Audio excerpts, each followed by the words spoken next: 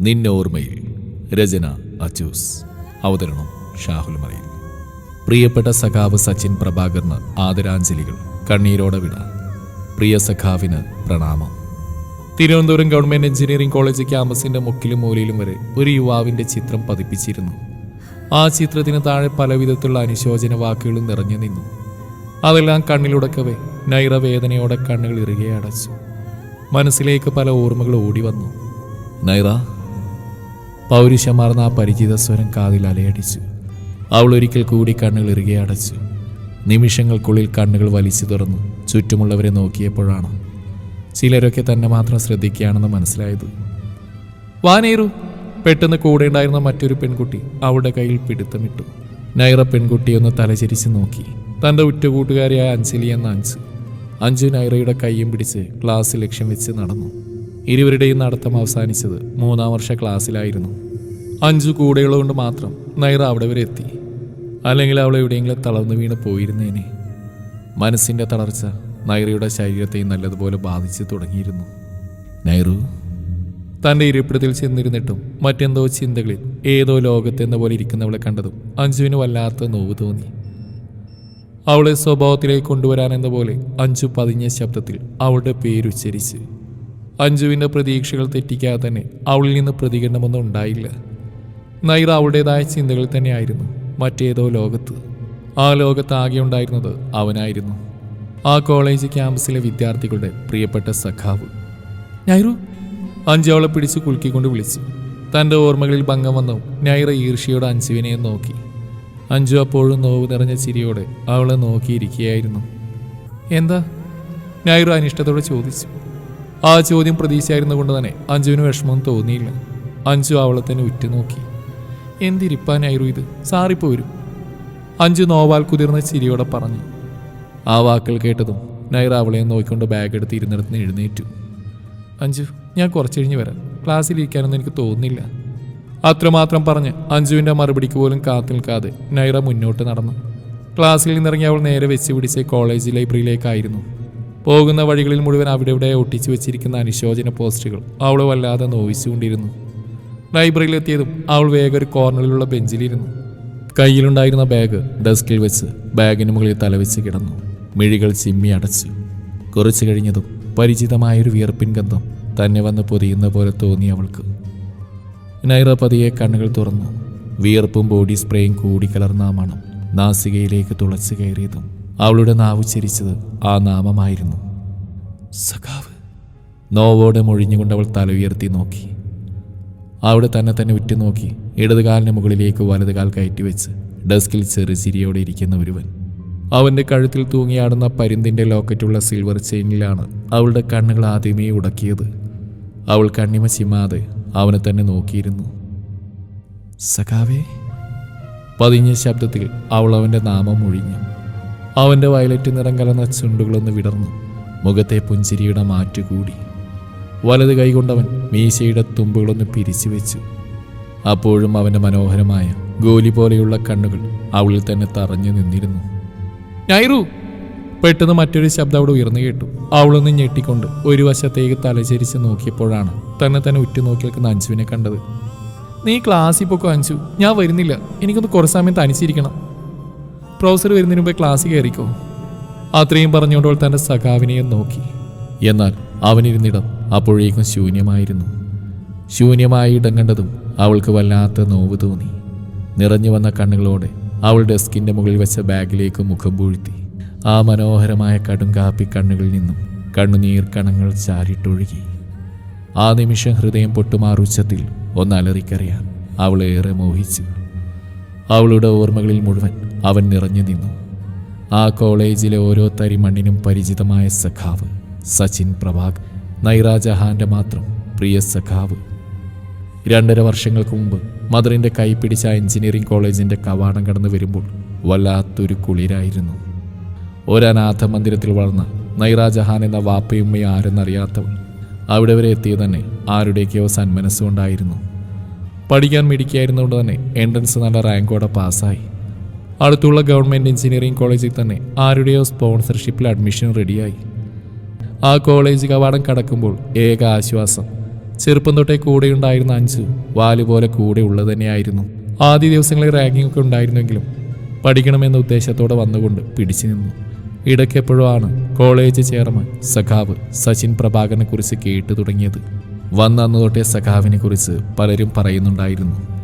നേരിട്ട് കാണുന്ന ഫ്രഷേഴ്സ് ഡേയുടെ പാർട്ടിക്കിടെയായിരുന്നു സ്വാഗത പ്രസംഗം നടത്തിക്കൊണ്ടിരുന്ന സുന്ദരനും സുമുഖനുമായൊരു ചെറുപ്പക്കാരനെ കണ്ണിലുടക്കവേ അടുത്തിരുന്ന അഞ്ജുവിനോട് ചോദിച്ചപ്പോഴാണ് അതാണ് സഖാവ് സച്ചിൻ പ്രഭാകരൻ അറിഞ്ഞത്. ആൾ സ്വയം പരിചയപ്പെടുത്തിയിരുന്നു. പക്ഷെ അതൊന്നും നൈറ അറിഞ്ഞിരുന്നില്ല. നൈറയുടെ ഭാഗ്യമില്ലായ്മ കൊണ്ടാണെന്ന് തോന്നുന്നു. ഫ്രഷേഴ്സ് ഡേക്ക് നൈറയ്ക്ക് ലഭിച്ച ടാസ്ക് സഖാവിനെ പ്രപ്പോസ് ചെയ്യാനായിരുന്നു. ഉള്ളിൽ ഭയമായിരുന്നെങ്കിലും അവൾ എങ്ങനെയൊക്കെയോ തനിക്ക് കിട്ടിയ ടാസ്ക് ഭംഗിയായി നിർവഹിച്ച്. അന്നായിരുന്നു ആദ്യ കൂടിക്കാഴ്ച. അതിൽ പിന്നെ കാണുന്നെല്ലാം വിരളമായിരുന്നു. പക്ഷേ കാണുമ്പോഴെല്ലാം അവളുടെ മനോഹരമായ കടുങ്കാപ്പി കണ്ണുകളുമായി അവൻ്റെ ഗോലി പോലെ തിളങ്ങുന്ന മിഴികളുടക്കുന്ന പതിവായി. ദിവസവും ആ മുഖമൊന്ന് കാണാൻ നൈറയുടെ മനസ്സ് വല്ലാതെ കൊതിച്ചു തുടങ്ങി. സ്വയം കടിഞ്ഞാണിടാൻ ശ്രമിച്ചെങ്കിലും കഴിയാതെ വന്നതോടെ അവൾ തനിക്ക് തോന്നിയ കാര്യങ്ങളെല്ലാം അഞ്ജുവിനോട് പറഞ്ഞു. അത് വേണോ നൈറു? നമ്മുടെ നിലയ്ക്ക് ആലോചിച്ചിട്ട് പോരെ. സഖാവ് വലിയ ഏതോ പേരുകേട്ട ഇല്ലത്തുള്ളതാ. പിന്നെ നീ ഒരു ഉമ്മച്ചിക്കുട്ടിയല്ലേ. എനിക്കറിയില്ല അഞ്ജു, എന്താ ചെയ്യുക? നിസ്സഹായതയോടെ അത്രയും പറഞ്ഞു. പരമാവധി ആ പേര് കേൾക്കാതിരിക്കാൻ ശ്രമിച്ചു. പക്ഷേ എന്തുകൊണ്ടാണെന്നറിയില്ല, അവനിൽ നിന്ന് ഒളിച്ചോടാൻ ആവുന്നതും ശ്രമിച്ച ഓരോ നിമിഷവും അവനവളുടെ മനസ്സിൻ്റെ താളുകളിൽ കൂടുതൽ കൂടുതൽ പതിഞ്ഞു പോയിരുന്നു. വിരളമായിരുന്ന കൂടിക്കാഴ്ച പതിവായി. കോളേജിൻ്റെ വരാന്തയിലേക്ക് ഇറങ്ങിയാൽ മതി ആദ്യം തന്നെ കാണുന്ന വാഗമരച്ചുവട്ടിൽ കൂട്ടുകാരോടൊത്ത് കളി പറഞ്ഞിരിക്കുന്ന സഖാവിനെ ആയിരിക്കും. കണ്ണുകൾ തമ്മിലുടക്കുന്ന പതിവായി. പിന്നീട് എപ്പോഴോ താനും ആ വാഗമരച്ചുവട്ടിലെ നിത്യ സന്ദർശകയായി മാറി. ഒരു നോക്കിനപ്പുറം ഇരിക്കുന്ന സഖാവിനെ കാണാൻ മാത്രമായി. എല്ലാം അറിഞ്ഞിട്ടും അഞ്ജുവും കൂടെ നിന്നു. പറഞ്ഞു തിരുത്താൻ കഴിയാവുന്നിടത്തോളം അവൾ ശ്രമിച്ചു. പക്ഷേ അതിനി സാധ്യമല്ലെന്ന് ബോധ്യമായതോടെ അവൾ മൗനസമ്മതത്തോടെ കൂടെ നിന്നു. ഒരു ദിവസം പതിവ് തെറ്റിച്ച് വാഗമരച്ചൂട്ടിൽ ഇരുന്നിരുന്ന സഖാവിനെ ജാലകത്തിലൂടെ ഏന്തി വലിഞ്ഞു നോക്കുന്ന ശ്രദ്ധയിൽപ്പെട്ട പ്രൊഫസർ നൈറയെ ഗെറ്റ് ഔട്ട് അടിച്ചു. ആ സന്തോഷത്തിൽ നൈറ നേരെ പോയത് വാഗമരച്ചുവട്ടിലേക്കായിരുന്നു. സഖാവും കൂട്ടനും പതിവ് തെറ്റിക്കാതെ അവിടെ ഉണ്ടായിരുന്നു. നൈറയെ കണ്ടതും അവനൊന്ന് മീശ വിരിച്ചുകൊണ്ട് മനോഹരമായി ചിരിച്ചു. അവളും തിരികെ ഒരു ചെറുപുഞ്ചിരി സമ്മാനിച്ചുകൊണ്ട് ഒരിടത്തേക്ക് ചെന്നിരുന്നു. കുറച്ചു കഴിഞ്ഞതും അവളുടെ മുന്നിലൂടെ കൂട്ടുകാരുടെ കൂടെ പോകുന്നതിനിടെ അവൻ കയ്യിലുണ്ടായിരുന്ന എന്തോ ഒന്ന് അവളുടെ മടിയിലേക്ക് വലിച്ചെറിഞ്ഞു. നൈറയൊന്ന് ഞെട്ടിക്കൊണ്ട് എന്താണെന്ന് നോക്കി. തൻ്റെ മടിയിൽ കിടക്കുന്ന പേപ്പർ ചുരുട്ട് കണ്ടതും അവളുടെ നെറ്റിയൊന്ന് ചുളിഞ്ഞു. അവൾ വേഗം ആ പേപ്പർ ചുരുളെടുത്ത് തുറന്നു നോക്കി. അതിൽ എഴുതിയിരിക്കുന്ന വരികൾ കണ്ടതും അവളുടെ കടും കാപ്പി കണ്ണുകൾ തിളങ്ങി. ഉണ്ട കവിളിണകൾ ചെഞ്ചുവപ്പണിഞ്ഞു. ചെറുചുവപ്പാർന്ന അധരങ്ങൾ വിടർന്നു. മുല്ലമുട്ട് പോലെയുള്ള നിരയൊത്ത അധരങ്ങൾ പുറത്തേക്ക് തെളിഞ്ഞു. അവൾ ആ വരികളിലൂടെ കണ്ണോടിച്ചു. അത്രമേൽ മോഹത്തോടെ, അത്രമേൽ പ്രണയത്തോടെ, ജാതിയുടെയും മതത്തിൻ്റെയും അതിർവരമ്പുകൾ ഭേദിച്ച് ഈ സഖാവിൻ്റെ സഖിയാവുമോ? സഖാവ് സച്ചിൻ പ്രഭാകരൻ്റെ സഖി നൈറ ജഹാനായി വരുമോ സഖിയെ നീ? ഈ സഖാവിൻ്റെ സഖിയാവാൻ തയ്യാറാണെങ്കിൽ ഇനിയെന്നും ഇവിടെ വെച്ച് കാണാം എന്ന് സ്നേഹത്തോടെ സഖാവ്. ആ വരികളിലൂടെ അവളൊന്നുകൂടി കണ്ണോടിച്ചു. അതരങ്ങൾ ഒരിക്കൽ കൂടി ആ വരികൾ ഉരുവിട്ടു. കണ്ണുകൾ നിറഞ്ഞു. കണ്ണുനീർത്തുള്ളികൾ പതിയെ കവിളിണകളെ ചുംബിച്ചു തുടങ്ങി. നൈറു, നീ എന്തിനാ കരയുന്നേ? എന്തടി പറ്റിയേ?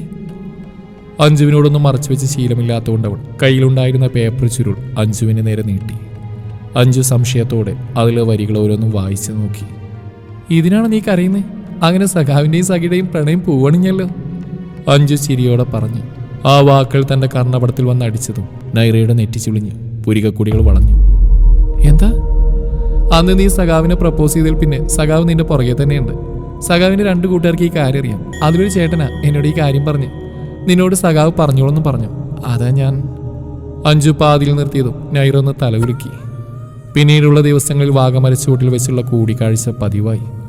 മറ്റുള്ളവർക്ക് മുന്നിൽ അവരിരുവരും നല്ല കൂട്ടുകാർ മാത്രമായിരുന്നു. സഖാവിൻ്റെയും സഖിയുടെയും പ്രണയം അറിയുന്നത് അഞ്ജുവിനും സഖാവിൻ്റെ 2 കൂട്ടുകാർക്കും മാത്രമായിരുന്നു.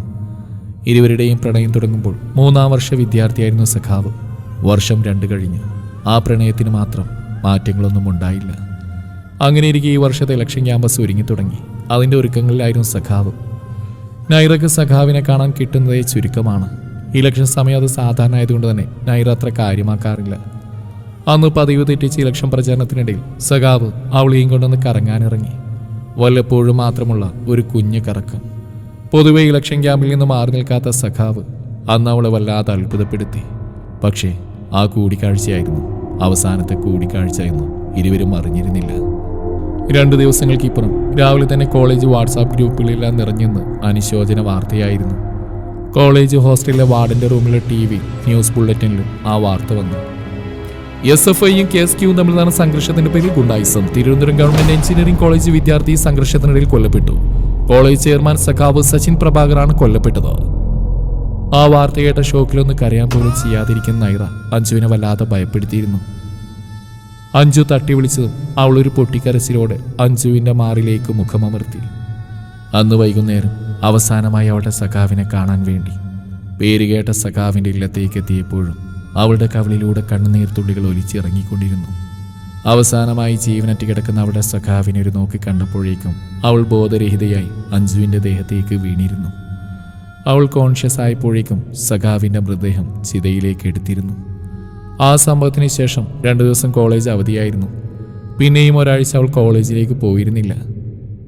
ഇനി ഇങ്ങനെ ഇരിക്കാൻ പറ്റില്ലെന്നും പറഞ്ഞ് അഞ്ജു വാശി പിടിച്ചുകൊണ്ട് വന്നതാണ് ഇന്ന് കോളേജിലേക്ക്. ഓർമ്മകളിൽ നിന്നുള്ളതും അവൾ ഡെസ്കിൽ നിന്നും തലയുയർത്തി. ഡെസ്കിന്റെ മുകളിൽ വെച്ചിരുന്ന ബാഗും എടുത്ത് ലൈബ്രറിയിൽ നിന്നിറങ്ങി വാഗമരച്ചുവട്ടിലേക്ക് നടന്നു.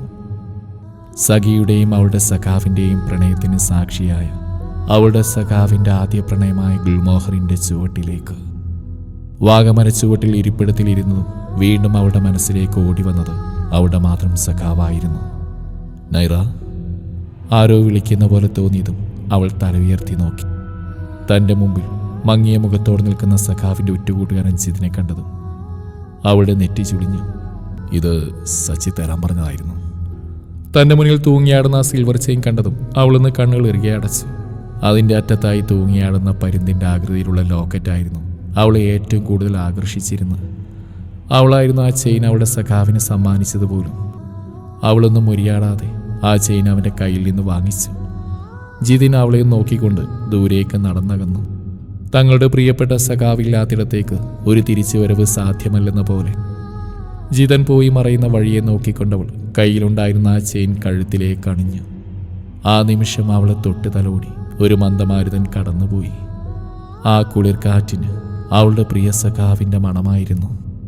സഖാവേ, നീ മരിച്ചിട്ടില്ല. ഞങ്ങൾ ഓരോരുത്തരുടെയും ഓർമ്മയിൽ നീ ജീവിക്കും. നിന്റെ ഓർമ്മകൾ ഞങ്ങളിലുള്ള കാലത്തോളം നിനക്ക് മരണമില്ല പ്രിയനെ. അവളുടെ ഉള്ളമൊഴിഞ്ഞ വാക്കുകൾ അറിഞ്ഞെന്ന പോലെ വീണ്ടും ഒരു കുളിർ കാറ്റ് അവളെ പൊതിഞ്ഞു. സഖാവ് സച്ചിൻ പ്രഭാകരൻ്റെ സഖിയാണ് നൈറ ജഹാൻ. നീ സമ്മാനിച്ച നിന്നോർമ്മയിൽ ഇനി നൈറ ജീവിക്കും സഖാവേ.